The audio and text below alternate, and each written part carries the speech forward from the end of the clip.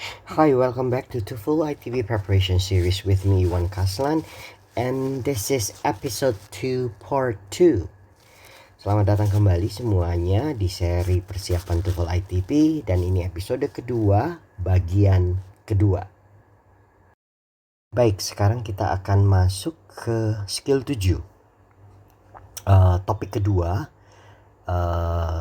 di bawah topik besar sentences with multiple clauses. Tapi sebelum kita masuk ke skill 7, ada klarifikasi yang ingin saya berikan sehubungan dengan istilah connectors.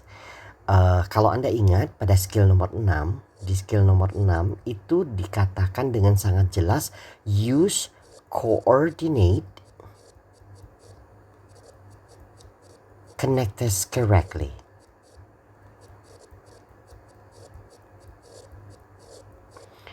Jadi kata-kata yang dipakai, label yang dipakai untuk connectors-nya adalah coordinate connectors.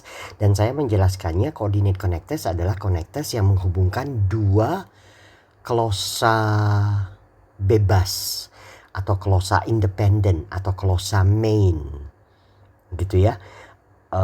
Dan mereka hanya ada 5, and, or, but, so, yet, dengan aturan pemakaian tidak pernah di depan dan kemudian harus selalu didahului oleh koma.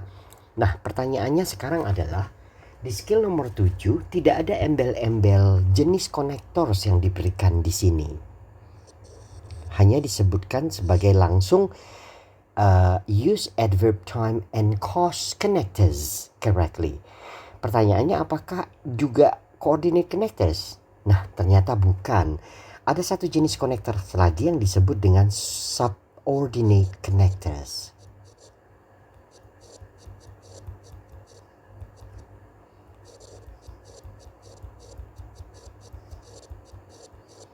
Yang lagi-lagi dari fungsinya atau dari nature-nya, kalau yang coordinate connectors itu menggabungkan dua main clauses, subordinate connectors itu digunakan untuk menyambung main clause, sebuah main clause dengan anaknya, subclause. Ya, saya ulangi, subordinate connectors adalah connectors yang digunakan untuk menghubungkan main clause dengan subclause. Main itu adalah induknya, sementara subclause itu adalah anaknya. Atau istilah yang lain digunakan adalah independent and dependent clauses. Yang anak ini disebut sebagai dependent clause karena dia bergantung pada induknya atau main clause-nya. Nah, dalam konteks skill nomor 7, di situ dikatakan adverb time and cause connectors karena memang kalau kita berbicara tentang subclauses dalam bahasa Inggris, berdasarkan makna dan fungsi, kita mengenal adverb clause, noun clause, dan nantinya adjective clause. Satu persatu nanti akan dibahas. Yang ingin saya katakan di sini adalah inilah runtutan ceritanya. Kita berbicara tentang sentences with multiple clauses.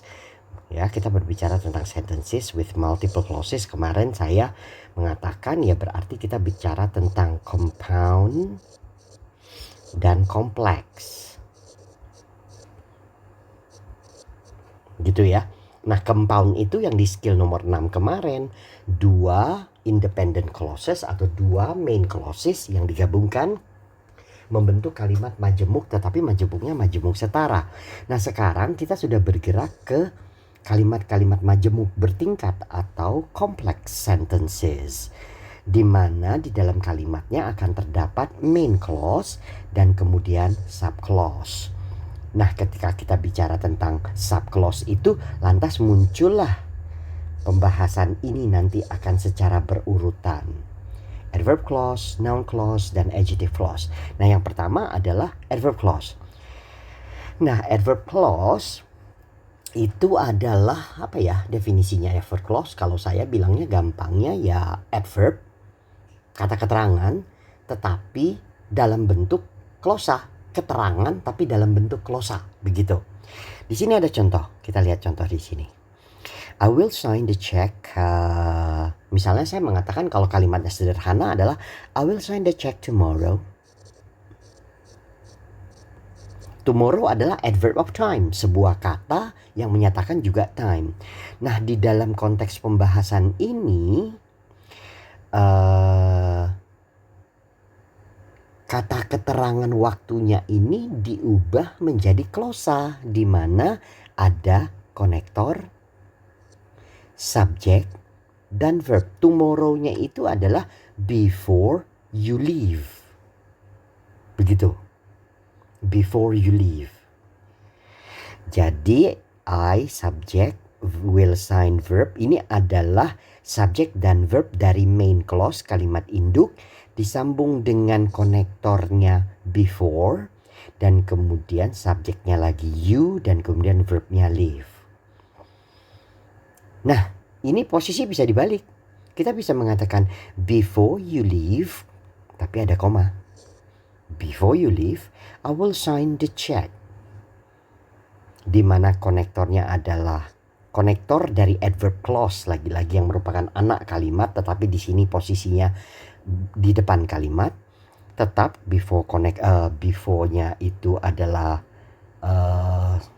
konektor dan kemudian you-nya adalah subjek dan kemudian verb-nya adalah leave dan kemudian di belakang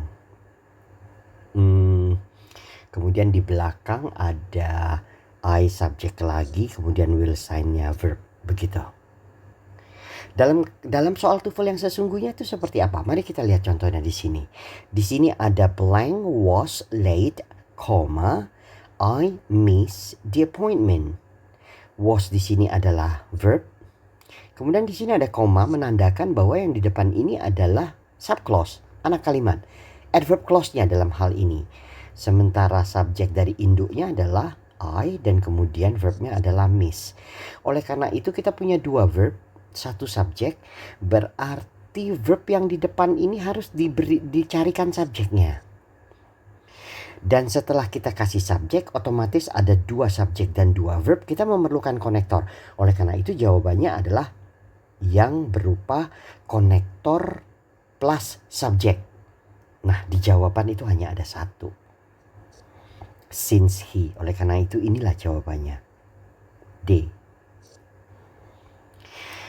Di bawah sini diberikan daftar apa saja sih yang menjadi konektor, kata-kata apa saja yang bisa menjadi konektor adverb yang menyatakan adverb clause yang menyatakan waktu dan yang menyatakan sebab. Jadi Anda bisa lihat daftarnya di sini, banyak sekali yang untuk time dan kemudian untuk cost di sini juga banyak. Gitu ya, kalau kita lihat di sini juga banyak nih. Kalau yang untuk time dan kemudian cost. Dan perlu Anda perhatikan di sini ada S, di sini juga ada S. Di sini ada since, di time juga ada since. Tetapi makna yang mereka bawa berbeda. Kalau di time, S ini mungkin bisa kita artikan sebagai ketika. Since itu bisa kita artikan sebagai sejak. Tetapi ketika dianya menyatakan sebab atau cause, itu keduanya punya arti karena. Oke, ini pengantar untuk pembahasan mulai dari skill 7 sampai nanti di skill mungkin 12 kalau saya tidak salah. Nanti kita akan lihat satu persatu. Oke, cukup untuk pengantar ini. Kemudian kita akan masuk ke latihan skill 7. Baik, sekarang mari kita lihat latihan untuk skill 7 ini. Use adverb time and cause connectors correctly. Instruksi menyatakan each of the following sentences contains more than one clause. Underline the subjects once, the verbs twice, circle the connectors, then indicate if the sentences are correct C or incorrect I. Sama ya instruksinya, tidak disebutkan bahwa more than one clause-nya itu ada clause adverb time atau cost, tetapi karena ini adalah pembahasan use adverb time and cost connectors correctly, automatically berarti klosa-klosa yang ada di dalam contoh-contoh atau latihan ini, kalimat-kalimat latihan ini mengandung makna, keterangan waktu atau keterangan sebab. Mari kita lihat contoh soal nomor 1, 2 yang sudah dikerjakan. Dimulai dengan since the bank closes in less than an hour, kemudian dikasih koma, the deposits need to be tallied immediately. Kita menganalisanya sebagai since sebagai konektor, subjeknya adalah bank, dan kemudian verbnya adalah closes. Karena since memulai kalimat, konektor di depan, oleh karena itu ada koma betul di sini. Kemudian depositnya subjek, dan kemudian need-nya adalah verb. Kalimat ini correct. Sementara nomor 2, their backgrounds are thoroughly investigated before are admitted to the organization. Subjeknya adalah backgrounds, are thoroughly investigated atau are investigated adalah verb, dan kemudian ada before sebagai connector di sini, dan kemudian langsung verb ternyata. Jadi are admittednya tidak punya subjek di sini. Oleh karena itu kalimat ini incorrect dengan catatan missing subject pada klosa yang keduanya. Begitu. Sekarang mari kita lihat yang ketiga. The citizens are becoming more and more incensed about traffic accidents whenever the accidents occur at that intersection. Subjeknya adalah citizen, are becoming adalah verb. Kemudian ada whenever. Ini adalah adverb connector showing time. Ya, showing time. Jadi di konektornya ini adalah time. Kemudian accident-nya adalah subjek, kemudian occur-nya adalah verb. Kalimat ini berarti lengkap, 2 subjek, 2 verb, ada konektor. Karena konektor di tengah, dia tidak memakai koma di tengah-tengah kalimatnya. Oke, kalimat ini correct. Selanjutnya nomor 4, the ground had been prepared, the seedlings were planted carefully. Ground-nya adalah subjek, kemudian had been prepared-nya adalah verb, kemudian ada koma di sini, kemudian seedlings-nya adalah subjek, dan kemudian were carefully planted atau were planted saja adalah verb. 2 subjek, 2 verb, tetapi tidak ada konektor. Oleh karena itu kalimat ini lagi-lagi incorrect karena missing connector. Kalau kita mau memperbaiki kalimat ini, karena dia menggunakan koma di tengah ini, berarti subclause-nya di depan. Kita harus menambahkan konektor di depan. Nomor 5. We can start the conference now that all the participants have arrived. Hati-hati nih, ternyata saya tadi lupa mengingatkan. Tapi oke, mari kita analisa saja dulu. Subjeknya adalah we. Oke, ini di depan ini adalah we, subjek. Sebentar. Kemudian can start-nya itu adalah verb. Kemudian ada participants di belakang subjek.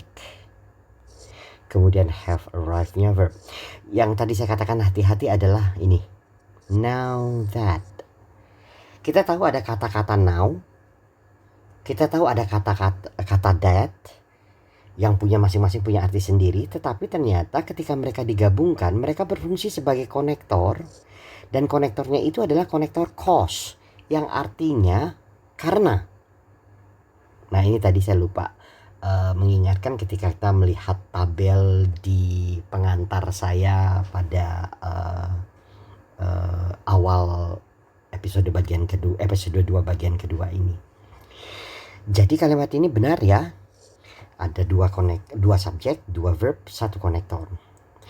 Nomor 6. The building quite vulnerable to damage until the storm windows are installed. Building subject. Saya tidak melihat ada verb sampai konektor. Until ini kan konektor. Dan storm adalah subjek. Storm windows adalah subjek atau windows saja. Dan kemudian are installed-nya adalah verb. Kalimat ini salah atau incorrect karena buildings depan ini belum punya verb. Vulnerable itu bukan verb karena itu adjective. Oke, missing verb yang di bagian pertama. Kalimat ini incorrect. Mudah-mudahan jelas apa yang saya sampaikan di episode 2 bagian kedua ini. We're gonna take it slow. Kita akan pelan-pelan saja because I wanna make sure that everything's clear before I continue. Seperti biasa 7, 8, 9, 10 bisa dicoba sendiri. Sepertinya saya harus stop di sini lagi untuk episode kedua bagian kedua. Karena saya lihat dari durasi sudah mencapai 15 menitan. But don't worry, hang in there. I will be back with no matter how many parts we have to make these videos into gitu ya. Nggak jadi masalah berapa bagian pun, yang penting semuanya bisa tersampaikan dan diikuti dengan baik. Okay, you hang in there. I'll be right back with the next part. Thank you.